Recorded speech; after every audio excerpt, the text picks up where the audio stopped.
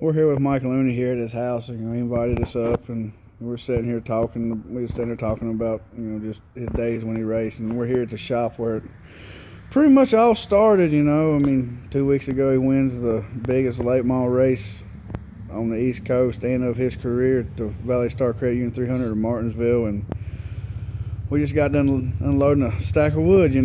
And ain't nothing really changed from Mike Looney here. He still, as he says, the nobody from nowhere, and we're right here at the house, the garage where it all started. Yeah, I really don't feel no different, Shane. It's pretty cool doing what we done. That's something that's in the history books forever. Really special, great accomplishment. But when you come home, it's still chores to be done, got things to do, and it really doesn't change me or who I am or how I'm gonna race or approach the next day. It's really great to get that for myself and for my family that sacrificed so much over the years. To chase race, and the whole family loses out. Summers, years and years, of racing, and then when you're not racing, you're working on it all winter long. It'd be nice if you're just rich and the guys get your car ready and you show up and drive, but for most of us that ain't the way it is, and there's a lot of sacrifice goes into racing. And, I would have probably been pretty content with my career if I never won Martinsville, but man, having that clock, it's a definite icing on the cake. I don't know what I could do now really to outdo that. That's as big as it gets, and it's really nice to know that that I can compete. I didn't really have a whole lot to prove, but now for sure, I feel like personally, that my goals. I've competed with the best and occasionally beat them, so it's pretty cool. Personally satisfying to I guess not have nothing left to prove to myself. I didn't really feel like I had to prove anything to anybody else, but you always, when you're competitive and you're a racer, you got to prove it to yourself. So it's pretty nice not having that burden anymore. I'm pretty content with things. And this is where it all started, right here. 21 years ago or so. You was telling me earlier we had to talk about it, and something about the first race car was built right here without even having a garage. Yeah, it was the yard. My dad's house was over here. We stripped out the first street stock car right here, gutted it out. Back in the day, you'd take a street car and take all the guts out and start building the cage. And build it from the ground up, on the ground right here, and then the slab come, we poured the floor, and my first racing season we worked on the slab while the masons were laying the block for this little garage, and I've just studied racing really hard. I read everything I could read and really done my own, I guess, scientific approach to figuring things out, cars, and this little shop. It's 24 by 36, cluttered up with junk, looks like a disaster, but the Martinsville 2016 Martinsville winner come off that little blue lift right there. And I'm pretty proud of that. That's something that we'll probably have to get a sign or a banner or something put in here, just to commemorate. That's pretty cool. Yeah, the Martinsville winner was born here. But you started out in street stock or pure stock at Franklin County. You won the championship there in 99 or 98. 98. You moved up to, your plan was, you was telling me back there, you had built or redone your pure stock to run at New River Valley Speedway, which is now Motor Mile, and you got the deal worked out with a family friend, Tommy Fleming, to drive his limited up there. And, first year, of course, in one of my stories, your first year was a learning experience, and then the next year you won your first race and went on to win the championship in what was then the last year for that division. And I guess you and your dad built y'all a late model out here in this same little shop. You bought a chassis and then done everything else. And then that's pretty much where your late model started from, with that first 94.9 Star Country, a little bit of a sponsorship, which wasn't much, but it was a little something car. Well, I think it was red, blue, and silver. Yep. That's when I first met you, when you was driving that thing and had the old, you had that old big old van that you towed it with on the little trailer. And yeah, the first thing you learn when you move to late model is how to get your butt whipped. Man, they'll pass you, and just it's very humbling. Really, anytime at Motor Mile Speedway, if you drop a tailgate on the front stretch to race, it's very humbling. It's very difficult. Those guys mean business. And those were hard years. Those early years, we learned. First limited car I drove was a stock clip car and a stock center link. I think we had over 20 hours in getting the bump steer right, because it didn't have slugs. We would have to cut the center link and move it. And we were too inexperienced to know that we went the wrong way, and actually made it worse. So we'd have to cut it again. It was just a learning experience. It was a hard battle doing it that way, but kind of give me an understanding more. Like, some of these hot shots probably wouldn't even know what a bump steer gauge was if it hit them in the head. But having to do everything myself, it was a disadvantage for years. Compared to some of the big teams, but now it's finally become almost an advantage. I feel like I could probably be a pretty good crew chief if I couldn't drive. Well, that's what I was going to say, because I know there's many times where people we don't even know come up to or Motor Mile, and I mean, how you get around here? And you'll hear somebody say, "Well, go talk to Mike Looney." I mean, that's about the best one as far as an understanding of how to explain it to someone. You're known pretty good at Motor Mile Speedway as a guy who can get around the track, and if you got a question, go ask Mike. I mean, I've said that to many people myself. Mike can probably tell you what's wrong, or tell him to get in the car and let him make a lap, and he can tell you what is wrong or what it's doing wrong, or at least point you in the right direction. And and that in itself just says a lot about how your peers feel about you as a driver. Yeah, well, I've always been pretty honest. A lot of the guys that win a lot, they wouldn't tell you what spring is in their car if you give them $100,000. They're just real secretive about things. And it's not, I could tell you, I've told people exactly what setup I'm running, and one, they probably don't even believe me. Or, they can run it and it don't work for them. It's different things for every driver. Actually, Speedway Illustrated come to Billy's last week. They was up under blue with the camera taking pictures and stuff, and I told them exactly what four springs was in it, sway bar, and the exact setup pretty much we just won Martinsville with, which I'm not threatening, Lee Pulliam put it in his car and it wouldn't work. It's just it's all about learning what your particular car wants, what your particular driver wants. So, and how you feel driving it. Yeah. It's all about how you feel. Your drive by, I guess the whole saying is you drive by the seat of your pants and then racing. That's the truth, because it's what you feel in that car. That's where it's an advantage, I think, to be the driver and the crew chief. Like, that's what Lee calls the shots on his car, and easily the most successful late model racer in the country right now. He's nearly unbeatable. Good guy. I enjoy racing with him. He hadn't made a lot of friends racing because he just wins so much.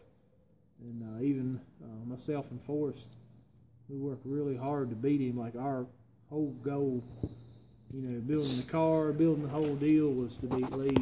And, we figured if you beat Lee Pulliam, the rest took care of itself because he's in front of all the rest of them. So it's really special to get to accomplish your goals. And I want to thank God for putting the people and the equipment around me to make it happen, because it's beyond what I can do myself. Martinsville was almost, looking back, almost easy, and it makes me realize that I had some help. Had some help from above that I couldn't have done it without him. So I'm just really blessed and really thankful.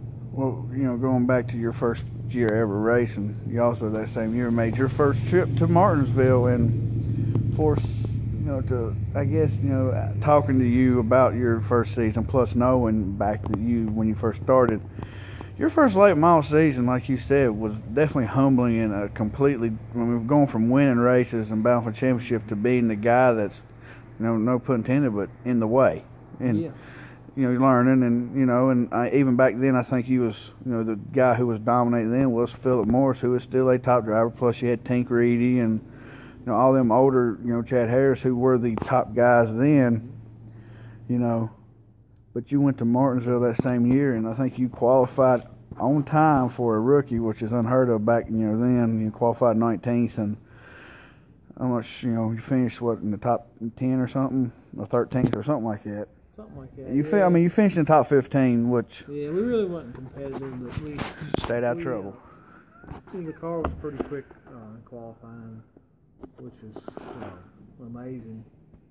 I can't believe, I'm so proud of Ryan Repko. You know, who goes to Martinsville their first time and qualifies third? I'm not sure that's probably a bigger accomplishment than me winning the race for a rookie to do that. But you know, Martinsville's always been pretty good to me. It's a technical track, takes a little discipline and stuff. And you know, I've definitely had my share of failures. You know, it's about the car. If the car ain't good enough, there's nothing you can do to make up for it as a driver. Or like you get old Franklin County Speedway, if your car's junk, you just drive harder and you can overcome it. But not at Martinsville. You know, car's got to be right. And we were, Blue was definitely, it was spot on there a couple Sundays ago. Yeah, I mean, in all specs of the weekend, you was the top car. I mean, practice, you was the fastest, although it did have, you know, I think Justin Johnson on record was the fastest, but you ask him and he says he knows he didn't run that lap. But you was the fastest in practice. As far as the consistency, you was the fastest. You know, of course you qualified on the pole, and, you know, you led the first, I'm going to say, probably first 60 at least laps before you drop back, you know, there in that late run and before the first break, and then restarted third, and it took you about 20 laps to get back to the lead, and I think you led from there on out. You know, of course you had to battle, you know, you had many restarts there late in the race, and you had to hold off lead, but the whole, you know, weekend you had the best car. But, you know, there's the old saying, you know, and you're the first guy to ever do it, is to win from the pole, and the old saying is the fastest car don't usually win at Martinsville. Yeah, that's right. Man, the car was unbelievable. I think about the only thing we done to it all weekend was put the fan on it.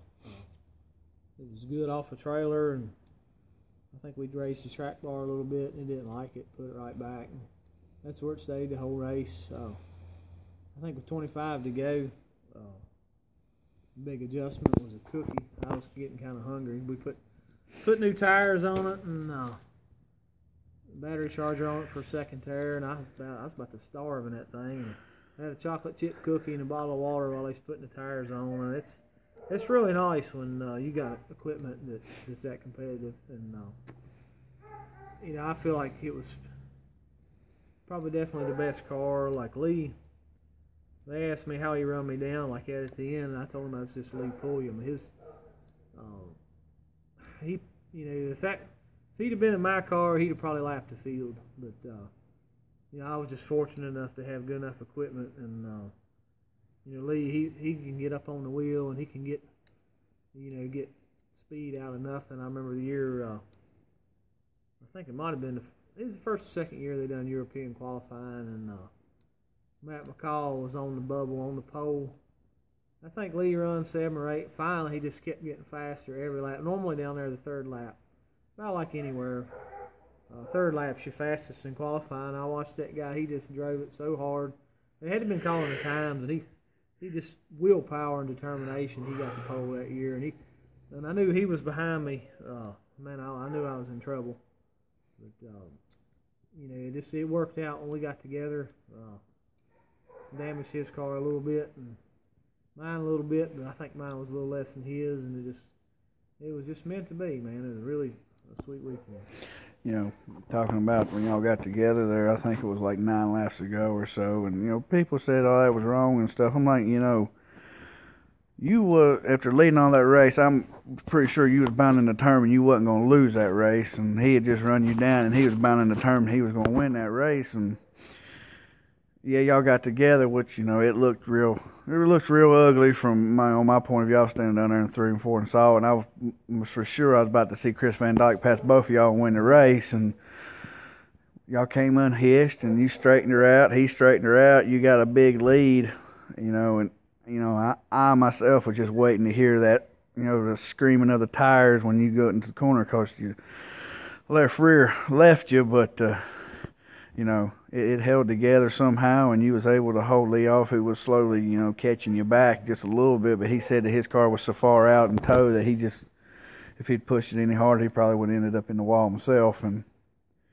you know, you was able to get the win, you know, and, you know, I saw, you know, I could see the tears in your eye when you got out of the car, you know, you took your knee there to thank some people, and I'm sure you thanked the good Lord above, but, you know, yep. Just to see your family, you know, I've known your dad and Becky, your wife, and Megan, you know, for about 10 plus years now, and, you know, we're pretty close friends, you know, and I ain't to lie, I was pretty emotional myself. My family was there just as happy, and, you know, just to see, you know, but to see your dad there, especially with the health issues he's had, and was able to experience that with you, I know was pretty magical for you yourself.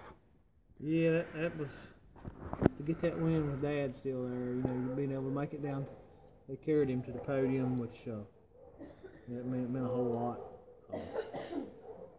You know, I like to say, back to the thing with Lee, you know, any true racer that don't make an effort, you know, that's why we go to Martinsville. That's why I'll always be a spectator at that race as long as I can go, because, you know, they're going to make something happen at the end. It's a physical race, and that's what pit fans come to see. And, you know, if I was Lee's car owner and he didn't do what he done, I'd probably fired him. I'd have done the same myself. But, you know, it's in the record books now. It was a pretty sweet story. I was just glad I was along for the ride.